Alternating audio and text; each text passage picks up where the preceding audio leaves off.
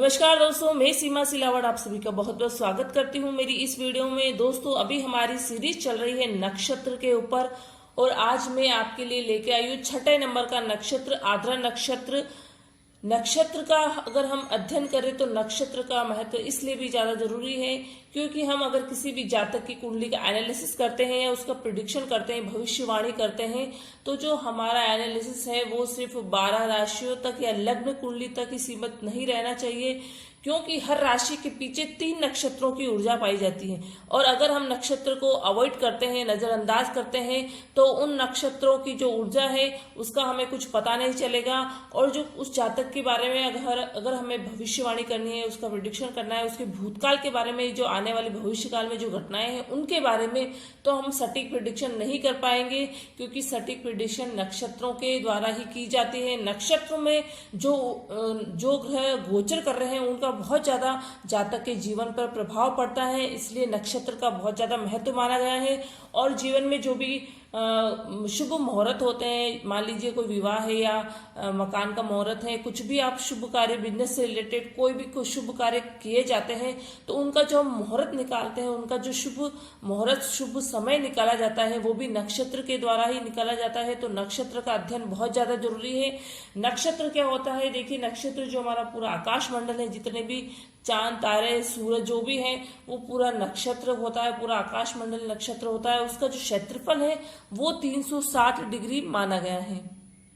तो यहाँ पर मैं आपको बताऊंगी कि नक्षत्र का क्षेत्रफल कैसे निकाला जाता है। देखिए, 360 डिग्री ये इसका जो नक्षत्र का क्षेत्रफल है। और हमारी जो राशियां हैं वो होती है 12, तो 360 को 12 से अगर हम डिवाइड करेंगे तो 30 डिग्री एक राशि का क्षेत्रफल आएगा। जो लग्न कुंडली होती है उसमें जो 12 घर होते हैं और जो राशियां होती है, तो 12 घर मतलब एक जो राशि होती है, एक जो घर होता है, उसका जो क्षेत्रफल है वो 30 डिग्री होता है। फिर होता है कि 360 में 27 का, क्योंकि 27 नक्षत्र है, नक्षत्र को 27 भागों में बांटा गया है उसका सूक्ष्म रूप से अध्ययन करने के लिए।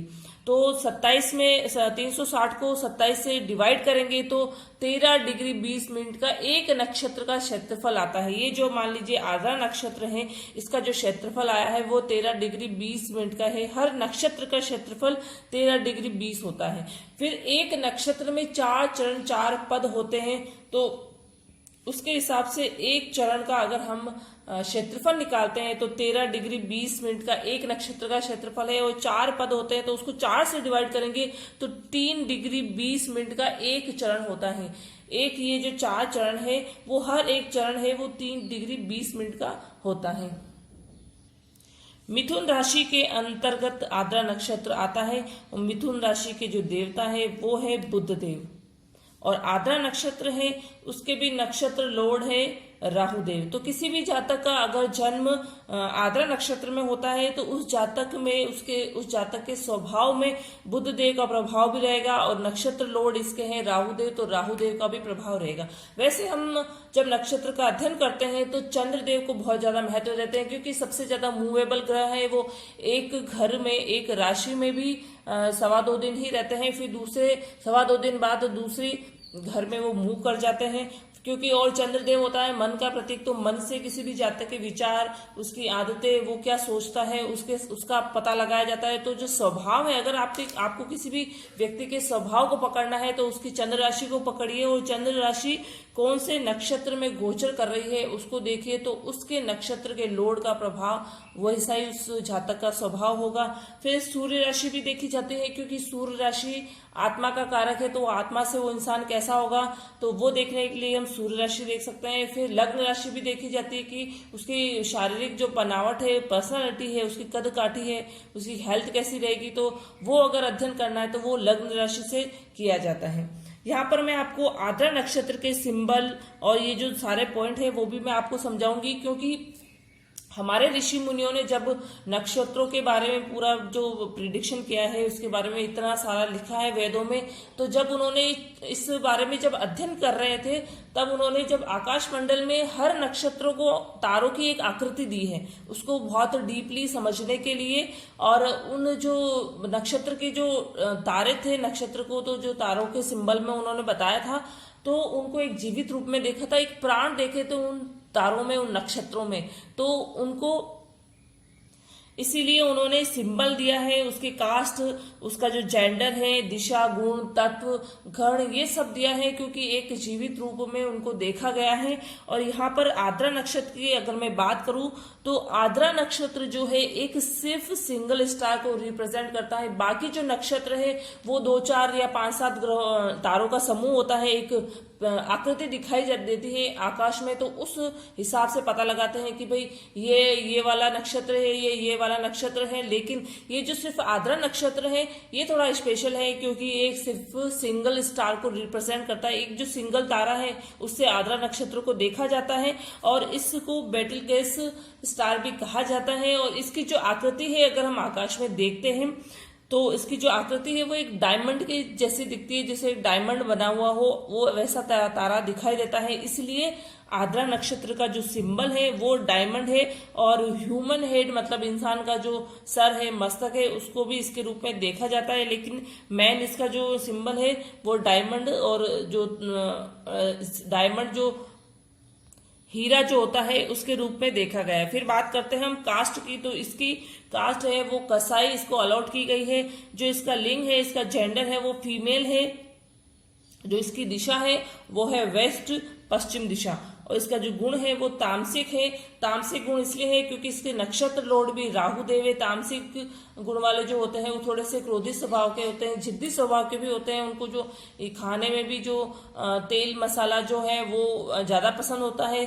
तामसिक गुण मतलब उनमें जो उनका नेचर काफी एग्रेसिव होता है क्योंकि जैसा हम खाना खाते हैं वैसा ही हमारा स्वभाव हो जाता है। तो जैसे राजसिक, तामसिक गुण और सतोगुणी गुण, ये जो गुण है उनको उनके जो खाद्य पदार्थ है, जिनका जो खाना है वो किस तरह का खाना खाते हैं उससे भी जोड़ के दिखाया गया है क्योंकि जैसा खाना खाते हैं वैसा ही हमारे विचार हो जाते हैं। तो तामसिक जो गुण है वो आर्द्रा नक्षत्र का गुण है। फिर उसका जो तत्व है वो जल तत्व है और जो गण है वो इसको मनुष्य गण अलॉट किया गया है। क्योंकि आर्द्रा नक्षत्र के जो नक्षत्र लॉर्ड है, स्वामी है, वो राहु देव है, इसलिए कोई भी शुभ कार्य हो गया, विवाह है या मकान का मुहूर्त है, दुकान का मुहूर्त है, कोई भी आप नया काम शुरू करना चाह रहे हैं, नया इन्वेस्टमेंट करना चाह रहे हैं, प्रॉपर्टी से रिलेटेड कुछ भी आप नया करना चाह रहे हैं, तो उसके लिए जो आर्द्रा नक्षत्र में कोई भी शुभ कार्य नहीं किया जाता है। मान लीजिए कि आपने दिन चुना है कि भाई इस दिन मुझे ये मेरा शुभ कार्य करना है और उस दिन आर्द्रा नक्षत्र जो है वो उस दिन आ रहा है, तो आर्द्रा नक्षत्र को अवॉइड किया जाता है। शुभ कार्य इस दिन इस नक्षत्र में नहीं किए जाते हैं। फिर बात आती है स्वभाव की। देखिए स्वभाव इसमें मिथुन राशि के अंतर्गत है तो बुध देव का स्वभाव तो आएगा ही, और आर्द्रा नक्षत्र के जो लॉर्ड है राहु देव है तो इनका स्वभाव भी ऐसे जातक में आएगा जिनका जन्म आर्द्रा नक्षत्र में हुआ है। ऐसे जातक हंसमुख होते हैं, बातूनी काफी होते हैं, बातों से दूसरों का मन बहलाते हैं, आकर्षण का केंद्र बन जाते हैं और बुद्धिमान काफी होते हैं, सफल व्यापारी होते हैं। ये सारे बुध देव के गुण हैं, तो बुध देव के गुण तो इसमें आएंगे ही। और फिर बात आती है राहु देव का बहुत ज्यादा प्रभाव होगा क्योंकि नक्षत्र लॉर्ड है राहु देव। राहु देव जो है वो अचानक धन प्राप्ति का कारक माना गया है। अचानक मतलब कुछ भी लाइफ में होता है तो बिल्कुल सडनली हो जाता है, अचानक हो जाता है, तो इसका भी जो कारण है वो राहु देव को माना गया है। अचानक धन प्राप्ति हो जाती है, या अचानक व्यवसाय में बहुत बड़ा लॉस हो जाता है, अचानक लाइफ में उथल पुथल हो जाती है, तो ये सारा राहु देव के कारण होता है। और जो नैतिक नियमों का उल्लंघन होता है वो भी सारे राहु देव के वजह से होता है। जुनूनी स्वभाव होता है ऐसे लोगों का, क्रोधी भी थोड़े होते हैं, और कुछ भी अगर उन्होंने ठान लिया तो एक उनके सिर पर जुनून सवार हो जाता है, वो फिर किसी की भी नहीं सुनते हैं, उस काम को अंजाम तक पहुंचा कर रहते हैं।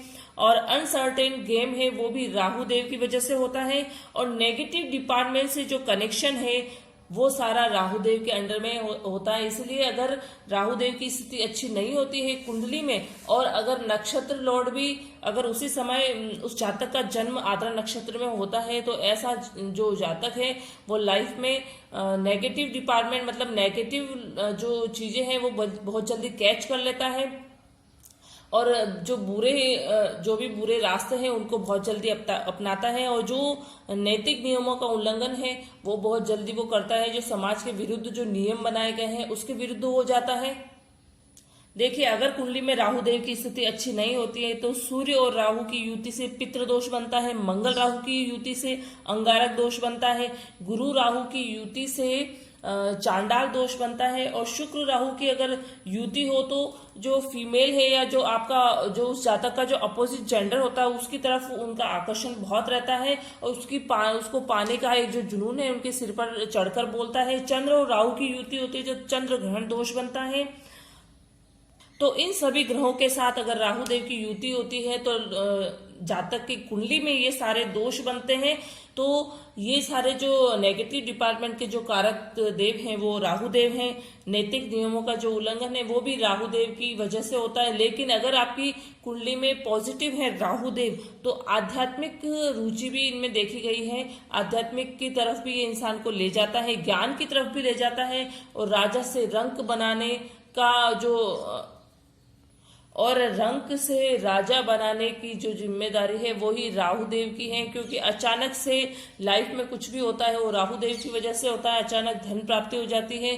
तो ये सारा जो डिपार्टमेंट है वो राहु देव के अंतर्गत आता है। और जिनकी कुंडली में जो नक्षत्र लॉर्ड है वो राहु देव है, आद्रा नक्षत्र में जिन जातकों का जन्म हुआ है, तो ऐसे लोगों की लाइफ भी ऐसी होती है, अचानक उसमें सब कुछ परिवर्तन आता है।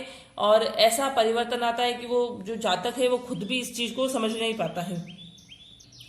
आद्रा नक्षत्र का जो क्षेत्रफल है वो 6 डिग्री 40 मिनट से 20 डिग्री तक इसका क्षेत्रफल है। और हर नक्षत्र के जो पीछे हैं वो भी 4 चरण होते हैं। ये जो 4 चरण है ये ही नवमांश है। अगर आप नवमांश देखेंगे तो भी आपको यही स्थिति दिखेगी। लेकिन नवमांश का निर्माण ही नक्षत्र से है, तो आपको नक्षत्र से भी ये जो 4 चरण है, 4 पद है, ये समझने बहुत ज्यादा जरूरी है। देखिए, मान लीजिए किसी भी जातक का जो जन्म है वो 8 डिग्री पे हुआ है और मिथुन राशि के अंतर्गत है, तो वो आद्रा नक्षत्र में उसका जन्म हुआ है। उसके जो स्वामी है लॉर्ड है वो राहु देव है। फिर उसके बाद में 60 डिग्री है, तो उसका जो पद कौन सा है, उसका जो चरण कौन सा है, नवमांश में कौन सा ग्रह उसको इफेक्ट करेगा, तो वो फिर फर्स्ट चरण उसका आएगा पहला पद। तो पहले पद में 8 डिग्री है तो पहले पद का उसका बहुत ज्यादा प्रभाव होगा, उसमें है धनु राशि का प्रभाव होगा, बृहस्पति देव इसके देवता है। तो ऐसे लोगों का जो प्रभाव है वो पहले पद में धनु राशि पे होगा, बृहस्पति देव का स्वामित्व उस पर ज्यादा होगा। और फिर बात आती है सेकंड चरण में 10 डिग्री 13 डिग्री 10 डिग्री से 13 डिग्री 20 मिनट के बीच में अगर उसकी डिग्री आती है तो मकर राशि का शनि देव का स्वामित्व होगा, प्रभाव होगा। तीसरे चरण में 13 डिग्री 20 से 16 डिग्री 40 मिनट। तो मान लीजिए उसकी 15 डिग्री आ रही है तो 15 डिग्री यहाँ देखिए 6 डिग्री 40 से 20 डिग्री तक का क्षेत्रफल आद्रा नक्षत्र का है। तो उस जातक का जन्म मिथुन राशि के अंतर्गत हुआ है और फिर आद्रा नक्षत्र में हुआ है। फिर अगर उसका 15 डिग्री है तो 15 डिग्री के अंतर्गत उसका आएगा तीसरे चरण में। तो तीसरे चरण में कुंभ राशि शनिदेव का स्वामित्व होता है। तो ऐसे का जो स्वभाव है वो बुध देव का तो होगा ही, स्वामी इसके जो नक्षत्र के हैं वो राहु देव भी है, लेकिन उसका जो प्रभाव है वो कुंभ राशि जो शनि देव है, शनि देव का प्रभाव भी उस पर बहुत ज्यादा पाया जाएगा। तो सिर्फ एक नक्षत्र लोड का प्रभाव ही नहीं पड़ता है, नक्षत्र लोड के पीछे जो 4 चरण होते हैं उनका भी उतना ही प्रभाव होता है। फिर चौथा चरण है वो 16 डिग्री 40 से 20 डिग्री के अंतर्गत आता है। मान लीजिए चंद्रदेव जो है वो है 19 डिग्री और वो मिथुन राशि के अंदर है, तो वो है आद्रा नक्षत्र में। आद्रा नक्षत्र में वो है 19 डिग्री, तो वो है चौथे चरण में। तो उन पर प्रभाव रहेगा बृहस्पति देव का, मीन राशि का उन पर स्वामित्व रहेगा। और इस तरह अगर आप नवमांश भी खोल के देखेंगे, नवमांश उठा के देखेंगे, तो जो चंद्रदेव 19 डिग्री है वो नवमांश में मीन राशि मतलब 12 नंबर की राशि के साथ में चंद्रदेव आपको बैठे हुए दिखाई देंगे। तो ऐसे हम नवमांश का भी निर्माण करते हैं और नवमांश का भी बहुत ज्यादा प्रभाव पड़ता है। जब भी किसी जातक की जो कुंडली है उसका हम एनालिसिस करते हैं तो जो लग्न कुंडली में दशा अंतरदशा चल रही है उन ग्रहों का प्रभाव तो उस पर पड़ेगा ही, लेकिन नवमांश में वो ग्रह किस घर में बैठे हैं, किसके साथ बैठे हैं, उसका भी उतना ही प्रभाव पड़ता है। तो ये भी सारा नक्षत्र से ही रिलेटेड है, क्योंकि नवमांश का जन्म ही नक्षत्र से हुआ है। तो दोस्तों ये वीडियो आपको कैसी लगी है आर्द्रा नक्षत्र के बारे में? आज मैंने आपको बहुत ही शॉर्टली और जो इम्पोर्टेंट जो चीज होती है नक्षत्र को समझने के लिए वही मैंने आपको समझाई है। तो ये आपको वीडियो कितनी समझ में आई है आप मुझे कमेंट बॉक्स में कमेंट जरूर करें। अगर आपको कोई कंफ्यूजन है तो भी आप मुझे कमेंट बॉक्स में कमेंट करके पूछ सकते हैं। आप मेरी वीडियो को ज्यादा से ज्यादा लाइक करें, शेयर करें, और अगर अभी तक आपने मेरे चैनल को सब्सक्राइब नहीं किया है तो प्लीज मेरे चैनल को सब्सक्राइब जरूर करें ताकि मैं कोई भी नई वीडियो अपलोड करूं तो डायरेक्टली आप तक पहुंच सके। Okay, thank you.